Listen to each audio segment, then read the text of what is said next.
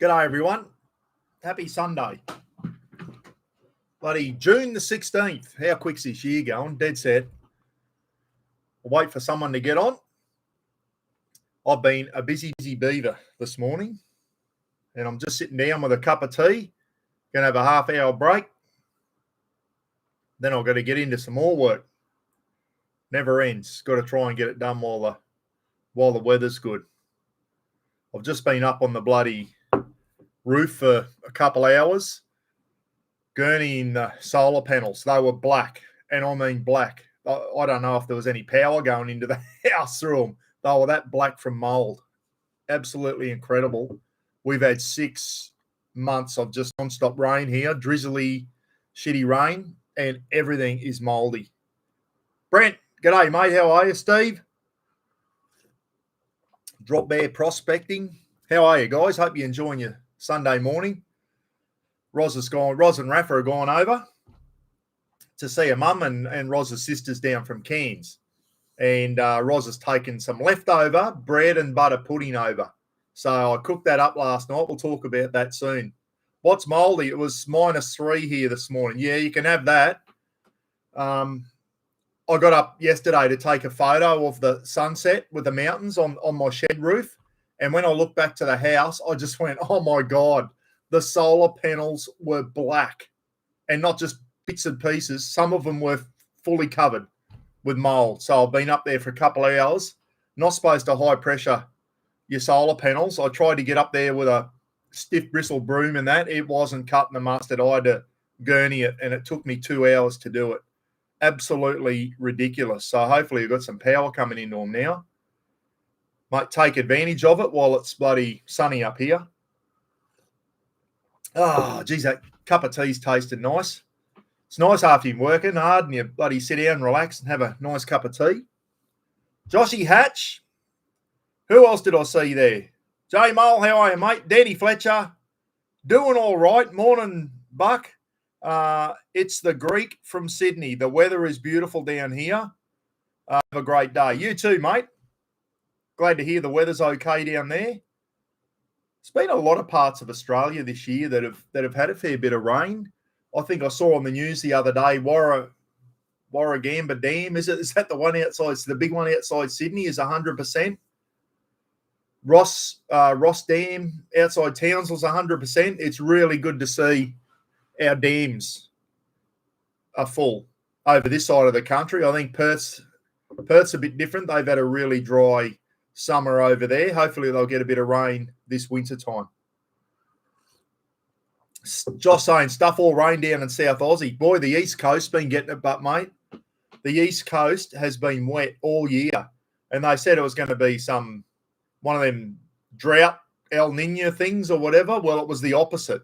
Let me tell you, the old weatherman got it wrong again. Oh, boy, oh, boy. Terry G, how are you? Still at Phil's, mate. Saw Phil the Maniac doing a live feed last night. And I didn't get to watch it all because I was doing my cook-up, Terry, and I missed the end bit. And I rang Terry and said, did Phil's pork ribs turn out? Because I didn't know if he had enough heat, just having charcoal or coals in that thing. But Terry said they turned out really good. Yeah, it went good, mate. It went good, the cook-up. I did porcupine meatballs in Jack Turtle's poiky and nailed those. They come out really good. And then I did bread and butter pudding in the Weber, guys, and it was bloody sensational. Roz gave me double thumbs up. She gave me a thumbs up for both of them. I was a bit worried. And Roz has just taken, so much bread and butter pudding left over. Roz has just taken some over for her mum and sister with some whipped cream. And I think they're going to have a cup of tea and some bread and butter pudding, leftover stuff, over at Roz's mum. So I thought I'll sneak on for a sneaky live. Roz will be over at her mum's now going, as soon as I leave the house, he goes live. He's on live again. I'm going to knock him out when I get home, she said. Actually, there's my phone. That will probably be Roz texting me now, going, why are you live? If I was a betting man, I reckon that's what it is. Hey, I'm not going to stay on too long today. I've still got heaps of stuff to do in the shed. I've got to vacuum and mop the house. I usually do that on a Saturday. I didn't get it done yesterday because the cook-up and everything was out shopping and doing the cook up. So got to vacuum and mop the house once a week. So today's the day, guys. I've got to get that done. Freddie Boots, g'day, mate. How are you? Lorna McMillan, Colin the Fathead. G'day to everyone. What have we got on 38? Hope yous are all bloody going well. Phil McCavity, you slug.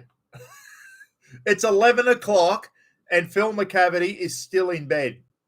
You dead set slug, mate. A three-toed sloth. Still in bed at 11 o'clock. Dear, oh dear. I hope the missus is with you, mate. I hope you're not just lying in there by yourself, being a lazy bugger. Ah, dear. I won't go any further into that one. Oh, dear. Way too many beers. That'll learn you, mate. Way too many beers last night. Yes. That'll do it, mate. That'll do it.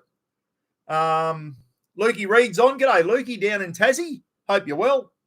Tyler Haas was on the other day. Timmy Lawton up in Cairns. G'day, Tim. How are you, mate? Sorry I didn't see you the other day, mate. I was on my way I had to go to the post office, and then I went down to Townsville. And, went down and saw the Gidgee and did a few things down in Townsville, mate. So, all good. We'll catch you next time. You're only just up the road. What else did I have to say? Yeah, that's all I wanted to say was that I did the cook-up last night. So, Andy Riches, if you see this, I finally got to do the porcupine meatballs, mate, and Mum's bread and butter pudding. And they turned out sensational. Really, really good.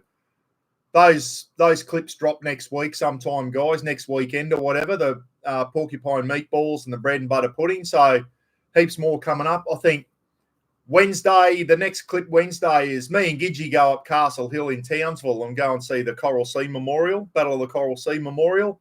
And if you have never seen Townsville, guys, it's got some nice views of Townsville from the top of Castle Hill. Me and Gidgee walked up that the other day. And then what have I got? I've got something else. I can't remember what it was. I've got the couple of cook-ups coming. And what was the other one? Oh, a good one on turning your 270 awning into a really good campsite, right? We've got a freestanding awning on the drifter camper trailer. Great for a quick stopover or whatever. But I show you how if I'm staying in a place for a while, I'll put the vertical poles up, the horizontal poles, build the frame so it gives it a lot more strength, peg it down, put the shady gear walls up and all that type of stuff. So, yeah, it turns out really good. Cowboys had a win. Yeah, mate, they're hot and cold. I went to the game in Townsville the other night when I went down to Townsville, and they were absolutely pathetic. And I thought Canberra would put 60 on them on Friday night. They ended up winning. You can't pick that team. They're bloody – when they're on, they're on. When they're off, they are terrible. Absolutely terrible. Video's delayed again. Fuck's sake. If it gets any worse – when I do it through StreamYard seems to work really well. When I just go through YouTube itself, everyone reckons it's delayed. And if I get a lot more saying it's delayed, I'll call it quits, guys. I can't help it. It's the internet, guys. It's good old Aussie internet. When I do it through StreamYard, no one says there's a delay. Video's fine my end, Danny. All right, that's good. All good here.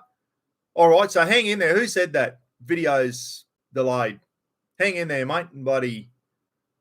It might be at your end too. If I get one comment, it could be your end. If I get heaps of people saying it, it's obviously at my end. So we'll hang in there. Yeah.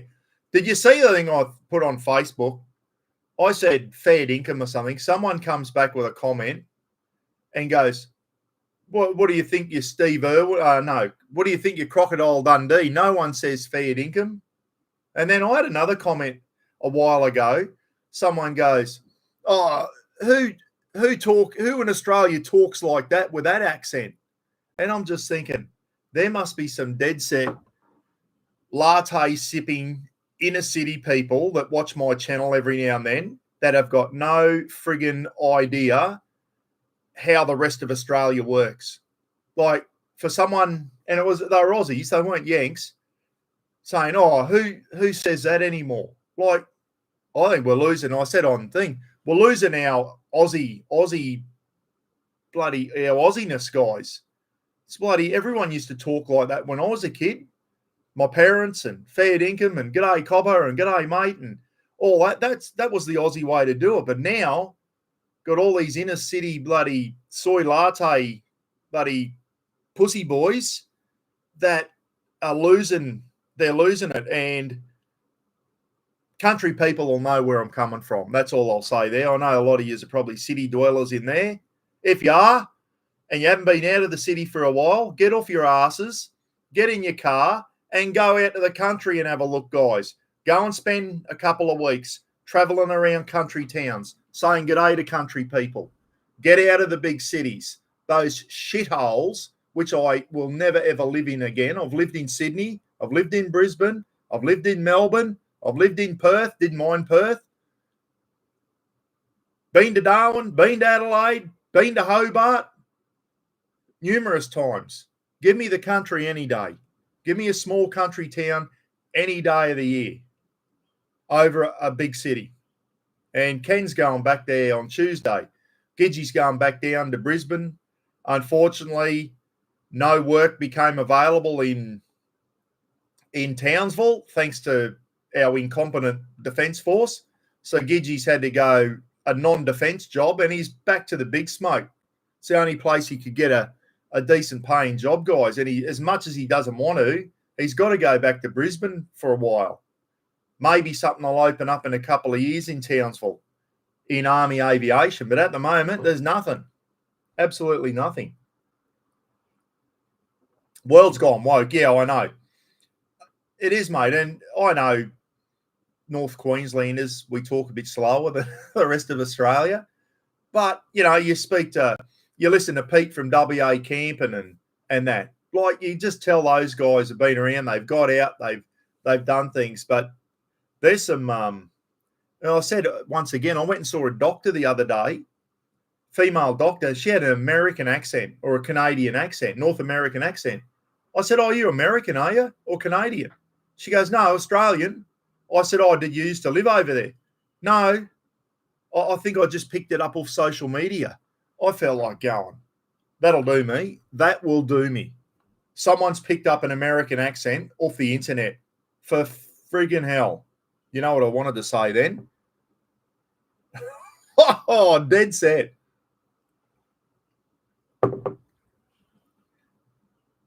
Gidgey, do you want a job in civilian aviation? Mate, he's got a pretty good paying job down in Brisbane at the moment, so he's going to give that a crack. And the diddly donk from Serena is on. Speaking of country towns, Serena, little country town in North Queensland where some very, very good footballers come from. Ruben Cotter, a couple of the Queensland Maroons are from Serena. Who else was from there? Cherry Evans, is it? And someone else? Couple of Serena boys in the Maroons team. That's where Kane Higgins is from, everyone. The diddly donk from Serena, North Queensland's biggest diddly donk. I'm the second biggest. Kane is the biggest by far. How are you, Kane? Hope you're well, mate. Good to see you. Oh, Gidgey's on. G'day, Gidge. Definitely be going back to my artist to pick up where I left off. Oh, he's going on about tattoos again, is he? Have you got anything left on your body? Have you got any spare skin left, Gidge, where you can put a tattoo other than your face? And if you get one on your face, I will disown you. That is crim shit, that stuff. Only crims put tattoos on their face. I'm sure he's smart enough not to get his face tattooed.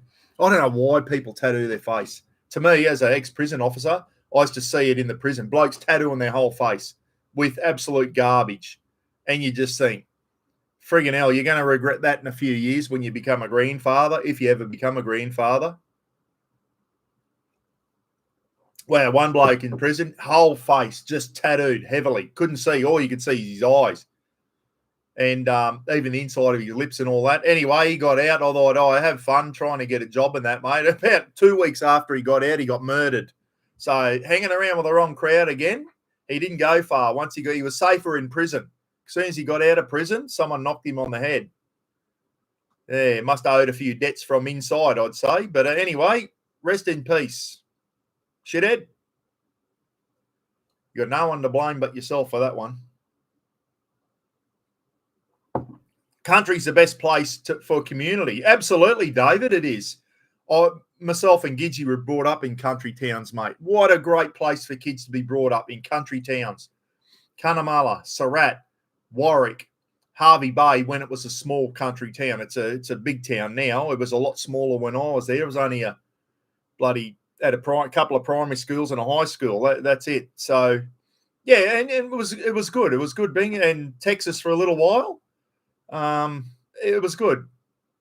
Anyone who's lived out in the country, I rate it. I wouldn't like to live right out west now in a 2-horse town. Don't get me wrong. I wouldn't like to do that again. As a kid, it was okay. You made your own fun. But I guess now if you're living right out there and you've still got the internet and all that, I guess you can still stay in touch with what's going on in the world. You sure? Oh, yeah, we'll talk about that. Gidgey Gorilla stuff is coming, guys. Gidgey Gorilla merchandise is coming. Ken is not a YouTube channel. You know, a lot of us had merch or got merch for our YouTube channels and all that. Ken doesn't do YouTube. He wanted to get a clothing line going, and he called it Gidgey Gorilla, and he's been working on it for a while now. Couple of adventure shirts coming out, nice polo shirt, nice shorts, really comfortable bloody camping shorts, going around the house shorts, going to the gym shorts, all that type of stuff. So Ken wants to get a range of clothing going that is affordable. And I mean affordable, guys. And what Gidgey's done is cut out the middleman, everyone. He's gone straight to the supplier. And let me tell you, get the stuff a lot cheaper than using a middleman, which means he can then still make a profit, but can sell the stuff a lot cheaper. And I'm talking about beautiful fishing shirts, $30. Shorts, $30. Polo shirts, $30. You know what I mean? Like, without having to charge $50 to make a profit, he can charge $30 and still make a little bit of money. So when you're doing that, you've got to cut out the middleman, unfortunately. Otherwise, at the other end, there's no money left over.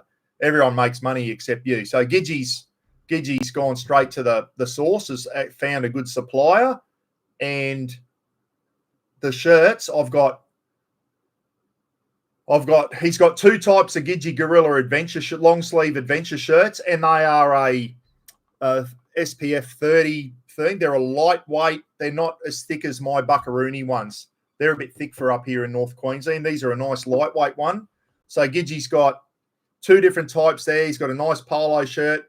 He's got PT type shirts coming out. He's got nice navy blue and black shorts with the Gidgey Gorilla logo and all that. And he's going to slowly expand on it. So we've got the demos.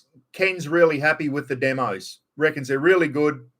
Really good. So I've got 4 adventure shirts and 4 shorts and some stubby curlers on the way. And they're going to be giveaway prizes soon, guys. And, we'll get going there. So Phil was born and grew up in Bundaberg and still here. Yeah, but you've been out and about, Phil. You've seen the world, mate. Some of these people from the inner city have not been out of Brisbane. They have not been out of Sydney or Melbourne. They wouldn't know if their ass was on fire. They got no idea. And it shits me when you go on, all the Americans, oh, I'm in Australia. And they all just hover to Sydney. And all they know about Australia is Sydney. There's a lot more places to Australia than just Sydney. Yeah, you can go to Sydney for a long weekend, have a wonderful time. Don't get me wrong. The harbour and all that, beautiful. But geez, there's a lot of other places. Everyone thinks, oh, Australia, Sydney. Bullshit. There's some bloody really good places. I live in one of them up here, especially this time of the year, far north Queensland. Some absolute beautiful places to see. Over West Aussie, down in Tassie, shit all over Sydney. They shit all over Sydney. Some people never been out of the big cities and have got no idea of the real Australia. Really haven't. I've been around the block a few times, guys. I joined the army. I've been all around Australia. I've been overseas numerous times. And, yeah, I like where I live now. I don't go to Sydney. Don't blame you, mate. Too many people down there and too many New South Welshmen. It's nearly Origin time. It's time for the banter to start again. Will Latrell Mitchell come into the team, everyone? All you leagueies? You reckon they'll bring in Mitch Moses as halfback, Latrell in the centres? Who else was going to come in? Dylan Edwards. Will they replace Tedesco? Tedesco played well in the first game. If Teddy got dropped, it'd be a shame. He had a really good game. He was one of the best players. I think they'll bring Dylan Edwards back in. Because they lost, I think they're going to try something different. Maybe it'll work. Marky Lavelle going uppercut time. Go Trell. They'll smash him, mate. Danny, they'll smash him. The Hammer will run around him like he's not there. Did anyone see the Hammer's try the other night? Took it on his own goal line, went the length of the field. I love the Hammer. He's a bloody... Roz loves him because he's a Torres Strait boy. But he just looks like when he goes through the gaps, it's like he's not trying. It's like he's not trying to run fast. He just glides. He just makes it look so easy. And he runs and he's always, it looks like he's smiling. It looks like he's playing backyard footy. It looks like he's having a really good time. Love the Hammer. That try, incredible. And he scored a hat-trick against the Blues in first Origin. Hammer's a weapon. Yeah, I just sit back and think, he couldn't get 10 minutes a couple of years ago for the Cowboys, sitting on the bench for the Cowboys, couldn't get on the field. And he went, oh, all right, I'll go down to the Dolphins. Since he's gone to the Dolphins, playing for Queensland, played for Australia, one of the best centres and fullbacks in the game, and the Cowboys let him go. And have a look how the Cowboys are going. Useless. I don't know. I'm not getting carried away with that win against Canberra. I think Canberra were off the other night. And there was glimpses of the Cowboys going to sleep. Straight after they scored a try, they let Canberra back in. Cowboys, I'm not getting too excited about them yet. Still barracking for them. Roz actually watched the whole game the other night. Not often she's done that. When the Dolphins are on, Roz actually sat down, watched Channel 9, and watched the whole game. Roz doesn't normally watch the footy much anymore, but yeah, she enjoyed the game the other night when the Dolphins were on. And I watched it with her. And when the Hammer went through the gap, I was bloody cheering for him, and he went the whole way. Absolutely. Yeah, I know. Comjag, I was expecting Canberra to do a job on him, mate. But anyway, ref was poor last night with the Parramatta game. Who beat them? Melbourne Storm, wasn't it? Melbourne Storm had a good win over Parramatta. And the Broncos, guys. The Broncos are in a bit of a slump at the moment too. They've lost 3 on the trot. They need Reece Walsh back in there, and they started off really well, didn't they? They lost a couple of games, then they went really well, and now they've lost 3 in a row. So I think the Broncos might find themselves outside the top 8 the way they're going. So they need to pull their fingers out, the Bronx, if they want to get back up and get to the grand final again this year. Will the Cowboys make the top 8? Don't know. We still got a couple of buys. We'll win the buys, hopefully. And most of our remaining 8 games after the buys are at home, which means nothing because we got flogged at home by the Warriors the other night. I was at that game, and I was just shaking my head going, I reckon I could frigging go out there and no, I'm probably exaggerating there. I would have pulled a hammy running on, but they were poor, guys. They were very, very poor. Latrell should concentrate on playing for South this year and not play for New South Wales.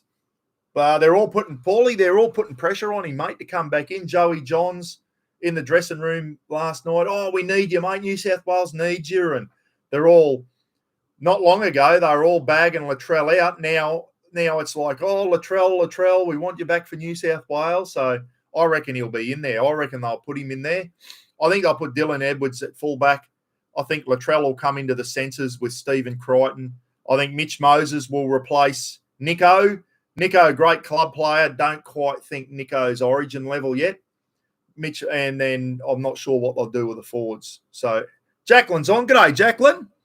Yeah, the old Cowboys are a bit hot and cold this year, aren't they? I went to the one against the Warriors the other night. The Warriors were really good. Tell you who's one of the best wingers in the competition. Dylan Watani Zalesniak, or whatever his name is. DWZ on the wing for the Warriors. What a great winger.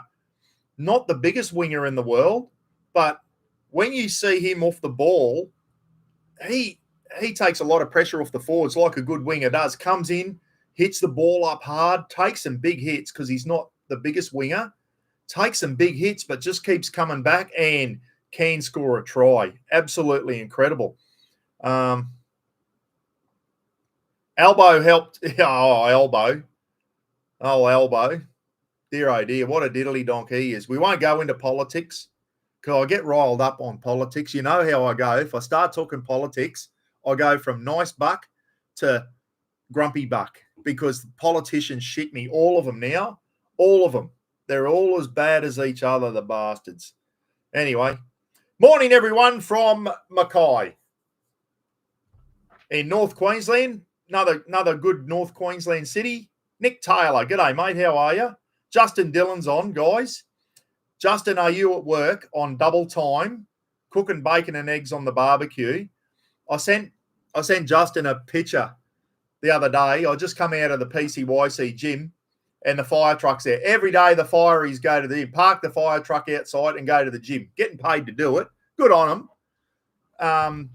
I said, here you go. The fireys hard at work. They're at the gym again, mate. And tell you what, they got the life, those guys. Everyone goes, oh, I'd love to be a fiery. I wouldn't. It's never appealed to me being a fiery. Most of the times around town here, you see them, they're just attending bloody false alarms at the shopping centres and that, you know, like all the fire panel alarms and that. I don't know. I just never excited me being a fiery. Anyway, I know they do a good job, don't get me wrong, especially at traffic accidents. And I've said this before, when you go to a traffic accident, it's good to see when the fireys, the cops and the ambos all working together and it comes together. It's good. I went to quite a few and everyone's got their job to do and it's good. It's like a well-oiled machine and the fireys get the jaws of life out and clean up, disconnect the batteries and clean the road up and diesel spills and that. And the ambos attend to the thing. The cops are usually first on the scene and maybe, you know, apply first aid until the ambos get there. Then do traffic control, get the traffic flowing again, make sure everyone's safe, make sure nothing's dangerous and all that type of stuff. It's good to see when everyone works in together. And, you know, at the end of the job, you go, good job, boys. Ambos go off with the injured people. Even the towies turn up and get the car on and clear the road and that. Even the tow truck drivers do a fantastic job. So, yeah, it's good when you go to those. It wasn't good that you go to an accident, but when you see everyone working together, including the towies, it's good. Jimmy Barnes, yeah, is Cold Chisel, mate? I'd love to go and see Cold Chisel if they do their 50th anniversary tour. I would love to go and see Cold Chisel, let me tell you. What else did I have to say? No, I got some good clips coming out.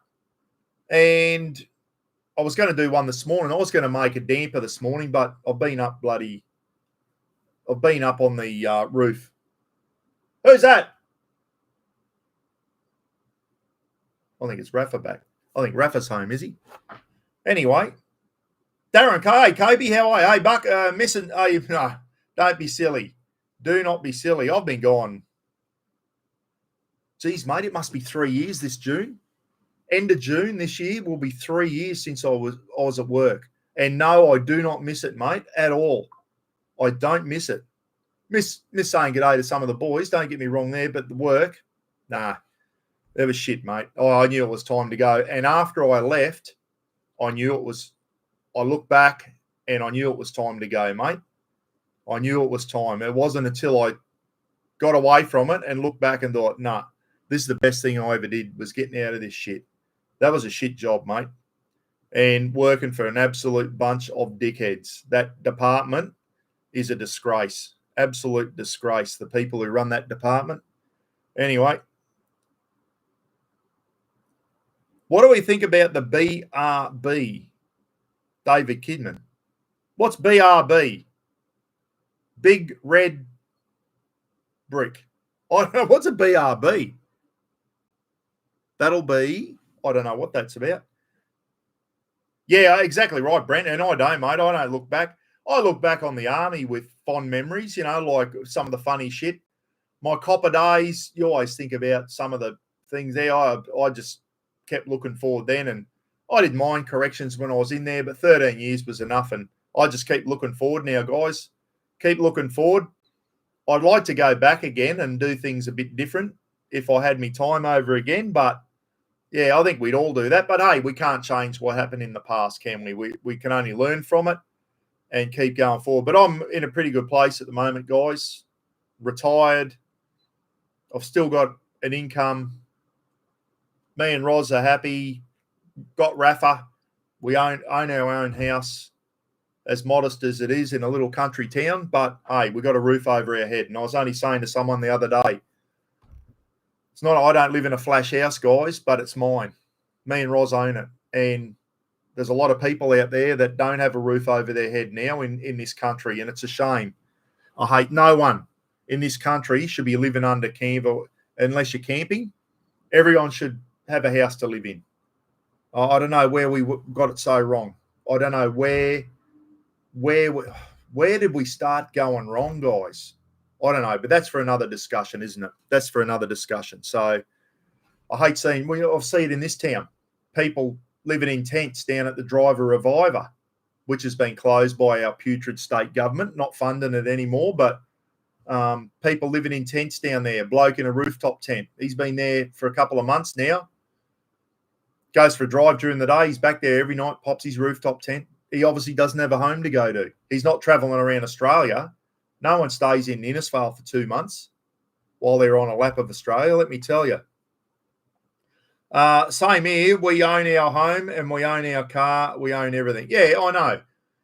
And there's people out there with big flash houses and flash cars and all that. I got nothing flash, guys. But I've never been that type of person. I've never been one of these people who tries to keep up with the Joneses. Someone gets a big 4-wheel drive, you got to go and get one. Someone, the house, mate owns a better house than me. All right, we'll sell this one. We'll go and build a better house than that. I've never been that person. I'm happy with what I've got. And, I'm not rich, but I'm not struggling either. I'm just middle of the road. Pay me taxes like every other bastard does. Too much of it, to tell you the truth. But anyway, yeah, as I said, we've got a roof over our head and a little bit of maintenance. And I've got to start spending a little bit more time on this house. I just noticed a little bit of rust coming on the roof. And, yeah, it never ends up here. And all the mold and mildew and shit, you got to keep on top of everything. But it's a bit hard when it's raining for 6 months of the year. But now we've got some fine weather. I need to get my ass out there and sort it out. I've got the camper trailer out at the moment because when I was camping at, what's it called? Mount Surprise, a little micro bat. I knew he was under there. I used to see him at night flying in. Didn't realise when I packed up, I folded the awning up. Steve, that canvas that wraps around the arm of the awning and the cable for the LED lights there, he got in there somehow. Tiny little micro bat, and he died, the poor fellow. I didn't know Anyway, I opened the awning up the other day and went, my God, what is that smell? And I thought, there's a dead rat in here. Anyway, I did some searching and I undid those canvas things and little micro bat in there. Poor fella, and he stunk. So I've had to get the awning out now and hose it twice. So I think the smell's just about gone now. But, yeah, poor little micro bat, poor little fella. If I knew he was there, I would have shooed him out before I closed the awning. So I'll check that from now on. Before I close the awning up, I might just check all the nooks and crannies and just make sure a little micro bat hasn't got in there, because they do. They come in under the awning at night and find themselves a little safe place to hide for the night. So, yeah, I felt bad when I saw him. Poor little fella. I felt bad locking him in there, and obviously he couldn't get out and he died. So, anyway, not much I can do about it now. That's at least 100,000, Roachy. Blah, blah, blah, blah. People go, you're getting a new 4-wheel drive, Buck. No intentions at the moment. The BT50 still get me. When I start having endless problems that start costing me too much money, then I'll get rid of it. It's only done 200 220, 220,000. So it's still got some left in it, guys. Like it's still got some left in it. I didn't use it as my daily driver when I was working. I had a little Mazda 2 I used to whiz back and down in and what have you. But it's still going all right. I'm doing my own servicing now. Speaking of which, those clips are up. Let me know what you reckon, how the servicing's going. It's a bit of good fun getting out there and trying to do a bit yourself. I'm confident I can do my own fuel filters now. Bloody mechanic, not Brad Howell either. There was someone after that. They just didn't line one of the fuel filters up and jammed it up there, and I couldn't get it out. But anyway, rear diff was down a bit. Put some oil in there. Everyone said, "Oh, you might have been on an angle buck." No, I was on a flat surface when I checked it. So I'll do it again, and we'll see how we go. But yeah, if you can get in and do some maintenance on your car yourself and save a few bucks, that's what I'm going to do from now on. Never in my life have I had a car with 200,000 on it. Jack Turtle. Yeah, a lot of people like that, mate. They get a new car, they might keep their car for 5 years and up trade and that. I've never been that. I always keep on to my cars for a long time. So I've never been one to keep trading my cars in. I'll keep the BT going. I'll look after them, service them, and try and get as long. When it starts costing me too much money, I'll know the time. Looking forward to seeing what these new Kia Tasmans look like when they come out. But once again, you buy that'll be 70 grand or whatever before you put a bull bar on. And then next thing you know, you 100,000. But then you go and buy a 300 series. They're 100,000 before you put a bull bar on. It's just, everything's just too expensive now. I think Rafa's home, everyone. I think Rafa just got home. So yeah, I've done some, what's Google? Done some good clips lately. Make sure you watch the one on the 270 awning, how I do that now. And so if they get a big gust of wind, I've got the extra poles and that now to really stiffen that up. William Rogers. My grandson's called William Rogers, but he's got a D in his name. G'day, Will. How are you, mate? You've left the D out of your name. What's going on there? I'm a Rodgers, mate. I'm a diddly donk. Roz is home. Did you bring me any sausage roll or something? No, I've got leftover porcupine meatballs. We've got to get rid of them. I cooked enough to feed one RAR. It was bloody massive feed last night. Naughty's Raptor is in for its 15,000 service. Yeah, the Raptor's a petrol car, 98 octane ULP, and it gets serviced every 15. So Naughty's already chalked up 15,000 in his Raptor because he drives a fair way to get to work and back down at the mines.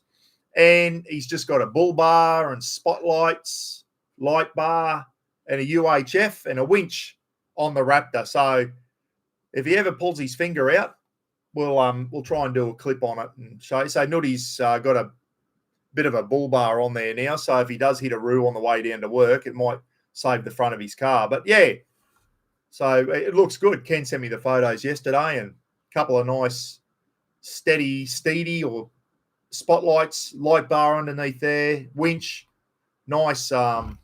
Not an off-road animal. I forget the brand of it. It's not the one with the hoops. It's just the bar and the nice good. I think it's a GME UHF. Is it a GME UHF, Ken?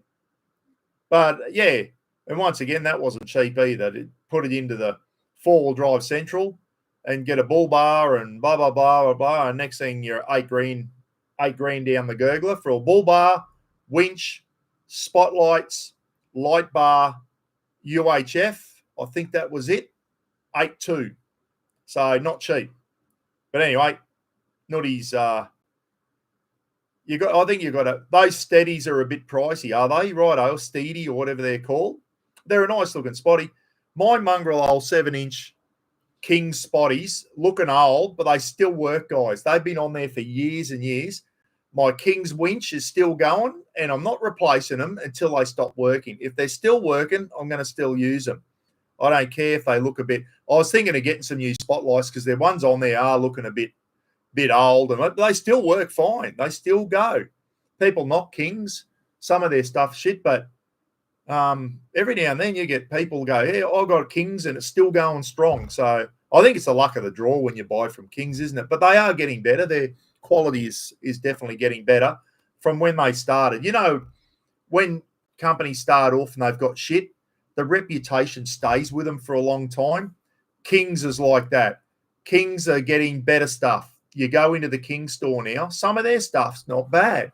And I'll tell you now, if anyone said, Buck, I just got a four-wheel drive, I want to get into four-wheel driving, camping, blah, blah, blah, where should I go? I'm on a budget. I'll send them to Adventure Kings every day of the week, or Super Cheap Auto, depending on what they want.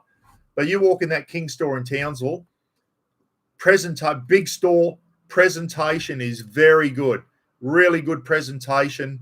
They got a lot of items now. Like they used to just have a small amount of items. They've got a lot of items there now, and at a good price, and at a price that people can afford. Not everyone can afford the top of the range Red Arc and all this type of stuff. Not everyone can afford that. Everyone's got a budget.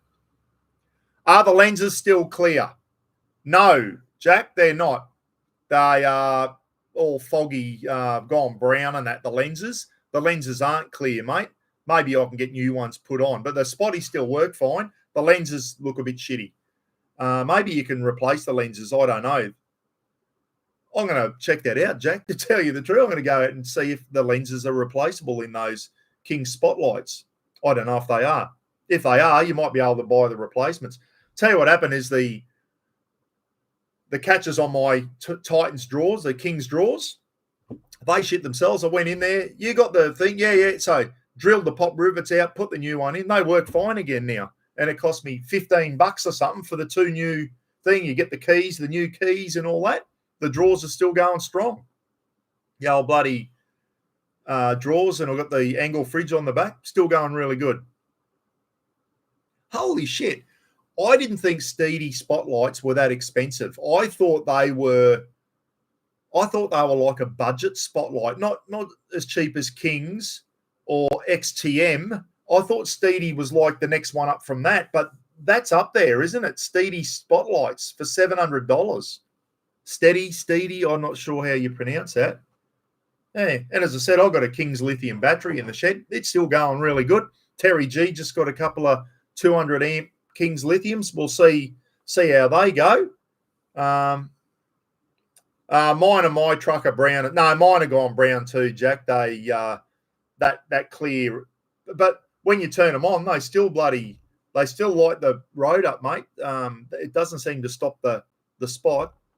The lens will clean up when you buff them with a microfiber cloth and toothpaste. Is that right, Pete? Oh, I've never heard that before. I will do that. The lens will clean up with a microfiber cloth and some toothpaste. There you go, Jack. Give that a go. Bloody toothpaste of all things. I know there's some item they do people's headlights. They come up and rub it on and the headlights go really clear. I forget what that's called, but it's Pete saying toothpaste. If it doesn't work, at least they'll smell nice, mate. They'll smell nice and minty. Oh, dear. Colgate Clear. There you go. Well, microfiber cloth and WD-40. I'll try that as well. And if the WD-40 doesn't work, I'll try the toothpaste cleans everything.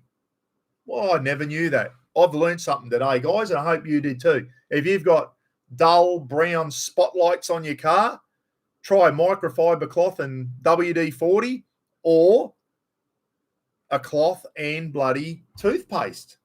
Wow. Wonder what's in that toothpaste that does that. Something in there, eh? Yeah, WD-40, there's an actual book you can do. Go on Google and go, uses for WD-40. You'll be surprised cleaning mirrors so they don't fog up and all this type of stuff. WD-40 does more than just bloody stop and rust and squeaks and stuff. It's got a million different uses. It's a very, very good item to have in the shed and in your car, WD-40. There was a lady, Martha Gardner or something. Mum had a book, Martha Gardner's Tips and Tricks or whatever, and she had tips for everything. If you spilt red wine on the carpet or you had a stain or you did this or something. She had a remedy for everything. Martha Gardner, her name was, and she had tips and tricks for just about everything, especially how to get stains out of this and how to what happens if you do that. Like it's a lot of cleaning type stuff, and it was really good. Yeah, I know. I like the drawer fridges. I know Cam from Wild Touring's got a drawer fridge. Don't know how.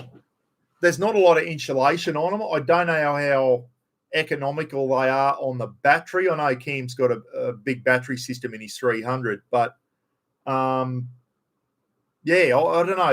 It'd be nice to have if I've had the money, I won the lotto, I'd get a dual cab again, but I'd have a canopy and everything would come out of the sides. Having the tubs and everything from the back, it's just too thing. I love the access from the side, and I'd love to deck the canopy out with a good 12-volt system and red arc or something, and the drawers, and have one side of the drawers with a couple of those fridges, one for food, one for drinks or whatever. But I'll do that when I win the lotto, everyone, because I ain't got the money to do that now. What's that? Get out of it. I got to be careful when I turn 60 and I get me super. I got to be careful I don't blow that on a new 4-wheel drive. It'll be tempting, but yeah, that's got to get me through to when I die. That shit. So I can't go silly and go, oh, look at all this money, me super. I might buy a new 4B. I might buy this, put a canopy on it and all that. Yeah, so I've got to be careful. I spend my super wisely in a year's time when I can get it. I was tight. I didn't need to tighten my belt last night after the porcupine meatballs and the bread and butter pudding. I haven't been that full in ages. I was just laying down going, oh, I'm going to spew. Like I just ate too much last night. It was ridiculous. What did Mum think of the bread and butter pudding?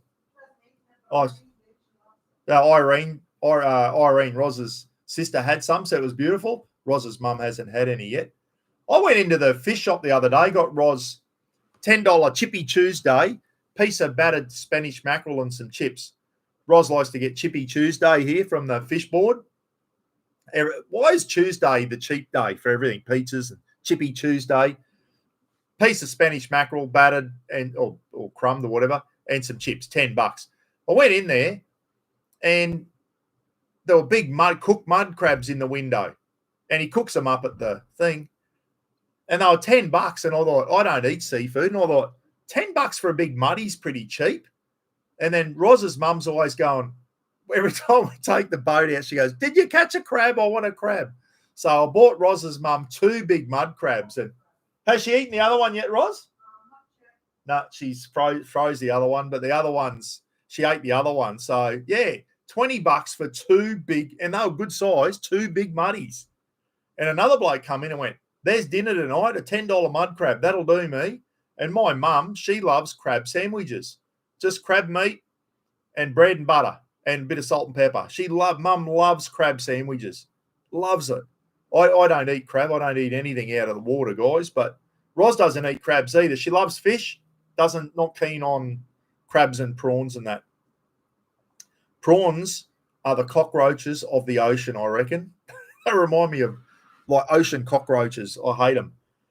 I've tried a prawn and crab meat. I just can't stand the taste of it, guys. It's just, I don't like it. I've never, even since I was a young kid, couldn't do seafood. And with fish, very, very fussy with fish. The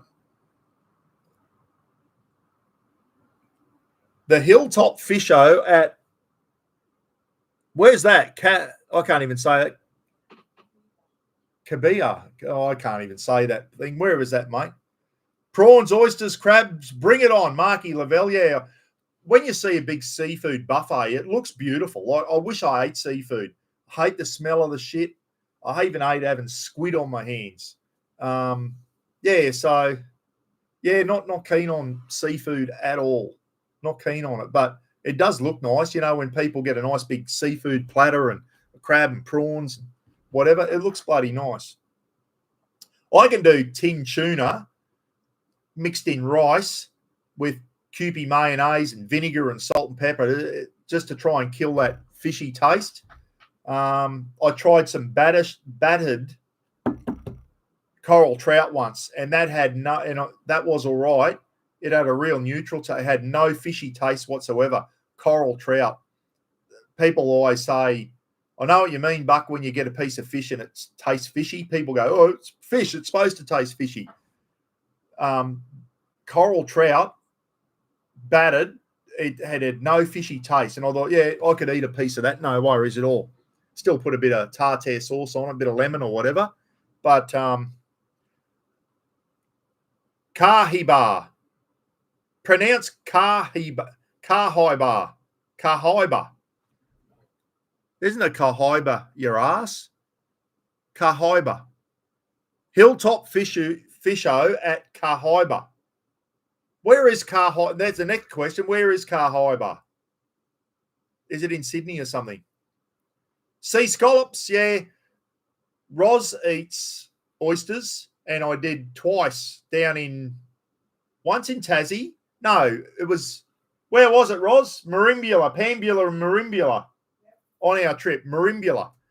We're in the caravan park, and you hear the bell, and I thought, oh, it's ice cream man or something coming around. No, it was the fisho, and he was selling dozen oysters. Merimbula.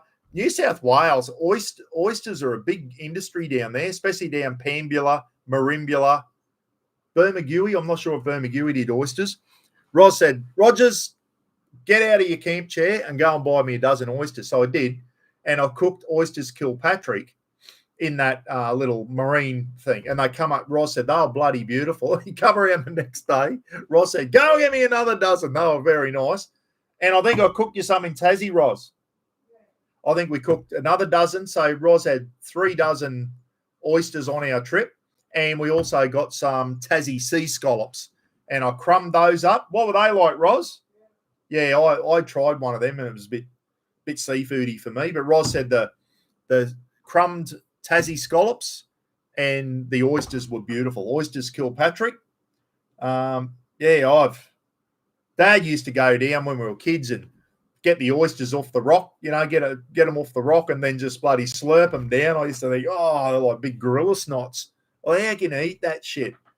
And when we're on holidays, Mum and Dad and Gidgey would get fish and chips, and I'd get a burger. I'd get a hamburger because I never ate fish. Yeah, Ken and Dad, Mum would have seafood, and Dad and Mum would get some prawns or whatever. I'd just have a hamburger every time without fail. Anyway, all right, guys, I've been on 52. I'll stay on for an hour, eh? My nose is starting to get itchy. I don't know why. We've got to go out the shed. A little bit of cleaning up to do from the cook-up yesterday. Geez, I can make a mess, let me tell you. But I think, I can't remember, next week sometime, the porcupine meatballs are on. And I've done 2 different clips, even though I filmed it all at the same time. I had to split it, otherwise it was a marathon. Porcupine meatballs in Jack Turtle's poiky. What a great way to do them. And the bread and butter pudding I did in the Weber, and it turned out really, really good. That bread and butter pudding, everyone, honestly, you can get brioche bread, which is like a French bread. But if you haven't got that, just normal white bread, cut the crust off, put that in a tray, sprinkle some sultanas or raisins in, put about 4 or 5 eggs in a bowl and about a litre of milk, mix it up so you've got like an eggy, milky mix. Sprinkle some nutmeg into the eggy milk mix, pour it over the bread, okay, and the bread will soak all that mix up. Pour it over, a few more sultanas, another sprinkle of nutmeg, bake it. But when you bake it, make sure the tray that the bread and butter pudding's in is in a bigger tray, and the bigger tray's got water in it. So you sit the bread and butter pudding in the tray with some water. Otherwise, Mum said it won't work out as good. So, and then bake it up, have it with some cream or ice cream. It's bloody beautiful. Did anyone ever go to Sizzler? Remember when Sizzler used to be open? They always had bread and butter pudding at the dessert bar, and I'd always get a spoon of bread and butter pudding and some of the soft serve ice cream over the top. It was beautiful. Sweeter this morning. Was it sweeter? Roz tried some this morning and said it was sweeter. So maybe the sweetness of the raisins went through even more. The raisins, when you bake the raisins, they puff up. They seem to absorb the moisture. and they get crunchy on the outside and like fluffy on the inside, and they're bloody beautiful. So yeah, you can put sultanas, mixed fruit, raisins, whatever you want. Sprinkle that over. Really good. Nothing better than seafood. Yeah, I know Ken loves his seafood. I've never gone it. Phil saying coral trout. When I was in Northwest Island, ate coral trout every night for 2 weeks. Yeah, everyone says it's probably the best fish in the ocean. All the redfish, they reckon. Anyone who, like all my mates that eat fish, they said all the redfish, Nanagai, red emperor, coral trout, all your red reef fish are your best eating, they reckon, by far. Yeah. Bobby Asser was quiet. I've seen someone mentioning Bob Asser. He was very quiet after the first state of origin, I think. Didn't hear from Bob after the first state of origin. Very, very quiet he was. Wixonator. Roachy saying, morning Wixonator. Oh, dear. I'm bloody behind on the things here. We could have gone camping last night, Wixie, but our little Smurf mate had a hangover. Landy got on the Guinness. Landy got on the Guinness and was a bit hungover, was he? I got a couple of messages off Landy, and it did sound like he may have had a couple of Guinnesses. Landy sounded, when I read the messages, I thought, I think Landy's having a couple. So he pulled up a bit dusty, did he? And couldn't go camping. We'll have to hang shit on him over that one. Yeah, Ken's always said, I always said to Ken, what's your favourite fish? He said whiting. He loves whiting. And Ken used to catch a lot of it in Harvey Bay. I remember our freezer used to be full of whiting fillets. Ken and his mates would go down the beach at Harvey Bay. Don't know if you can still do this anymore, Jack or Terry. And Ken used to fill the freezer up with whiting. It was just incredible how many he used to catch. And Ken loved whiting. Mum and Dad and Ken used to always eat whiting fillets, just crumb whiting fillets, and used to just about live off it. Guinness is great for a sore throat. Yes, David, it sorts your throat out, but then gives you a sore head if you drink too much of it. Thick mackerel steaks, yes. Thick with the spine in, yeah. I know up in New Guinea when I was there, you go to the Soldiers' Mess, up there at their 2nd Battalion, 2nd Royal Pacific Island Regiment. I did a bit of work out there, and I used to go down, have a look at the what the P&G soldiers ate for lunch and that, and a lot of it was just a mackerel steak. Probably they went out and caught it local or whatever, but yeah, a thick mackerel steak and rice. That was what they used to have. But nothing wrong with it. The boys loved it. Yeah. We used to go, Dad, what kind of fish do you want? If we were ordering fish and chips and I'd get a burger, Dad would always ask for mullet. And people go, mullet? That's the thing. Dad loved big mullet, a big thing of mullet. He said it was bloody beautiful. Dad always said, I'll have mullet, please. But back in my day, if you got fish and chips you said, fish and chips, it was always flake. It was always shark. But up in North Queensland, it will be 9 times out of 10 up here. If you get fish and chips in North Queensland, it will be Spanish mackerel every time. Spanish mackerel is the standard fish and chips up here. When you go down to Victoria, it'll be flake, or what was the other Vic one, Roz? Flathead. They do a lot of flathead down in Victoria. People reckon flathead is very nice as well. Flake.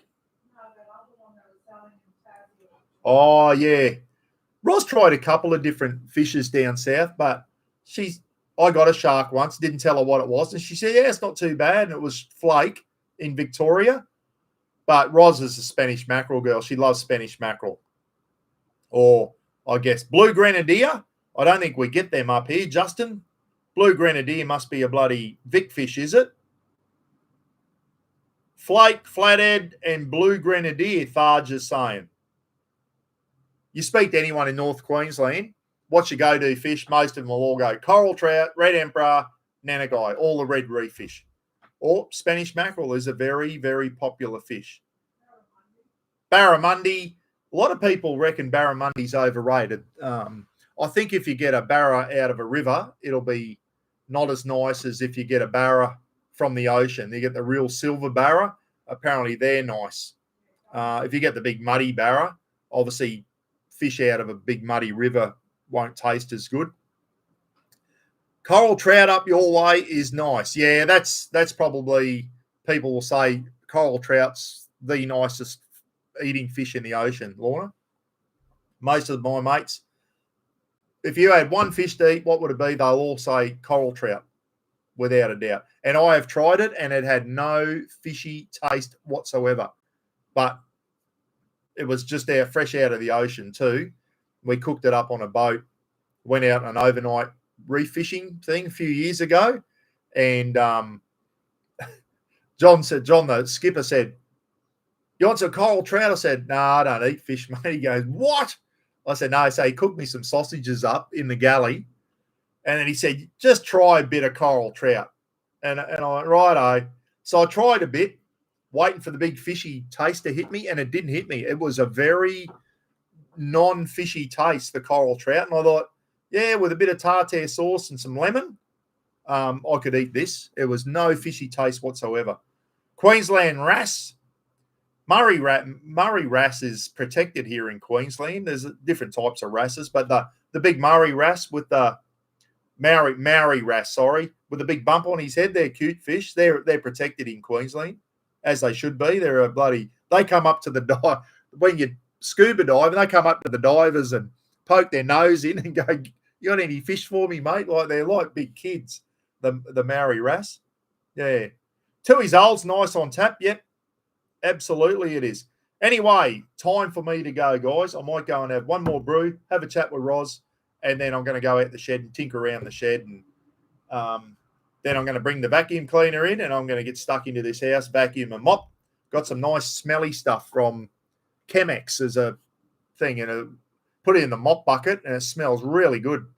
Really nice. It's like not a clove smell. It's got like a spicy smell. Geez, it smells good when it's in the mop bucket, and the house smells really good after you've done it. So nice and fine today. Another nice fine day. And then this afternoon, I might, if the awning doesn't stink anymore, I think the smell's gone, I'll pack the awning away and put the trailer back in the shed. Went out in the boat the other day. Actually, Roz and I went out in the river and went fishing and did not even get a bite. Not even a bite, guys. Roz normally, we anchor up off a thing called Crocodile Rock in the Johnston River.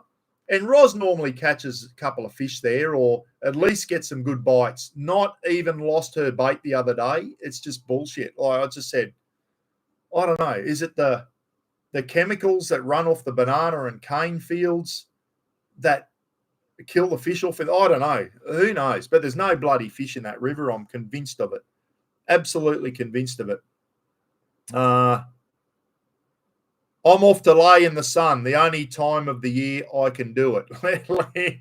Landy, yeah, you got skin like me, mate. We're inside people, I think, with our skin, or at least cover up. Cover up with a bloody long sleeve Gidgee Gorilla adventure shirt, guys, which will be out soon. Keep your ear to the ground.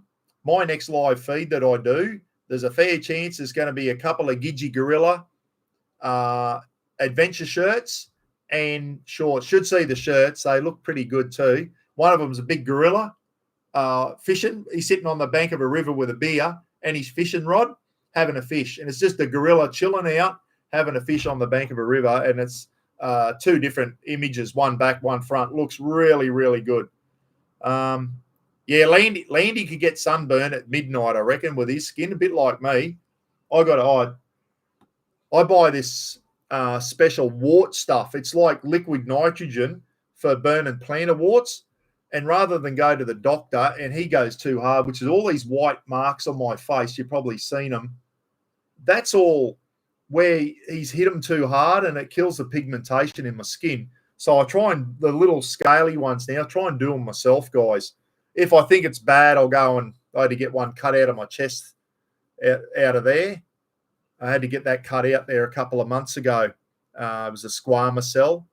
But all the little scaly ones that hurt when you scratch them, I've got this thing now, and you put a little bit of gel on it, and you give it 3 second squirt, and the liquid nitrogen makes the little stainless steel bit on the end go super cold, and then you put it on the gel, and the gel freezes, and then it like sticks to you. When you take it off after 45 seconds, it like leaves an indentation in your skin, and it actually sticks. And what it does is the liquid nitrogen burns the skin cancer off.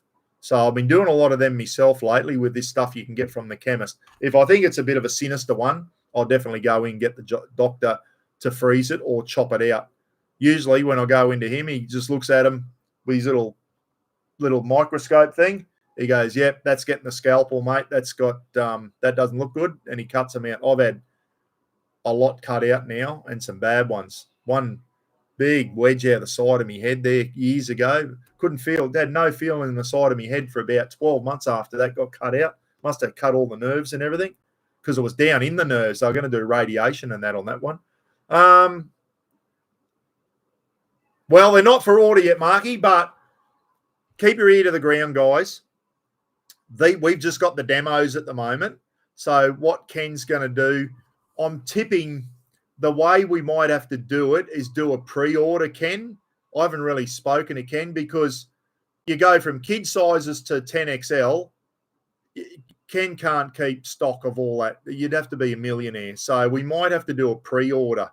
But wait, keep your ear to the ground. My next live feed, there'll be a couple of giveaways. Gidgy Gorilla adventure shirts, Gidgy Gorilla shorts, and he's got some polos as well.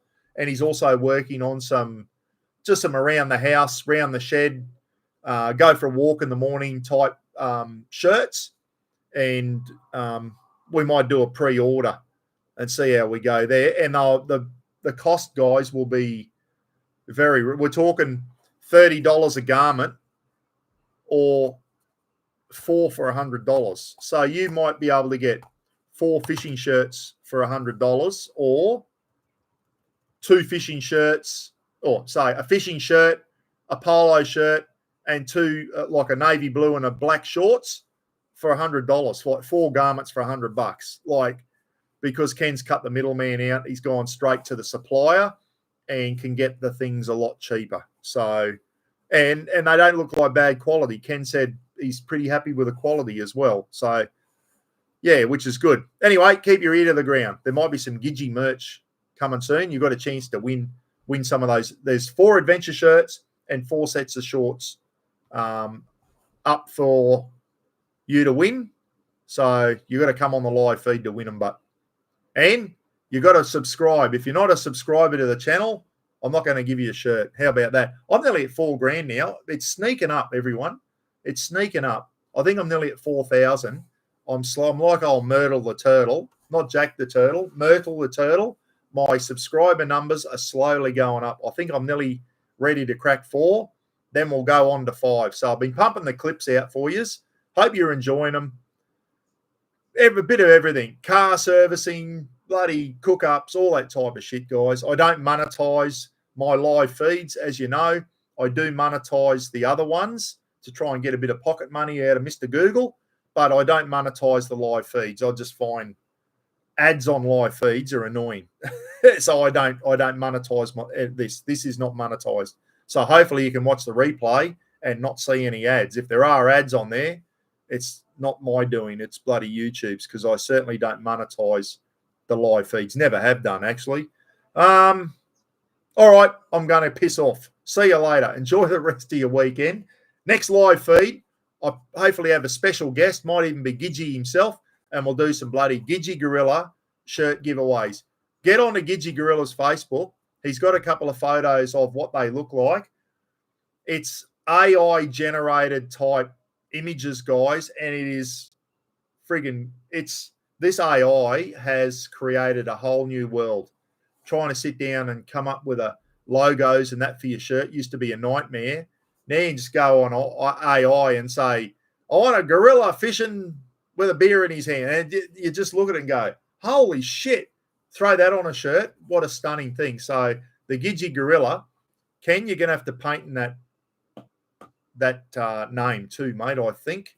someone might steal that. It's a pretty catchy name, Gidgy Gorilla. And yeah, wait till you see the fishing shirts, guys, the adventure shirts. They look bloody good, especially the pinky red one with a sunset, and it's the big gorilla having a fish on the banks of the river. Oh, it's good. It looks really good. And it's something different. It's what Russ said to Ken. Barramundi and marlin and shit on fishing shirts has been done to death. It's been done to death. There will not be another shirt around in the world that looks like Gidgy shirts, let me tell you. All right, see you later, everyone. Take care. Be good to each other, and we'll catch you again soon, eh? How do I end this one? See you later. Enjoy the rest of your weekend, eh? Righto, time for the vacuum cleaner. Shit.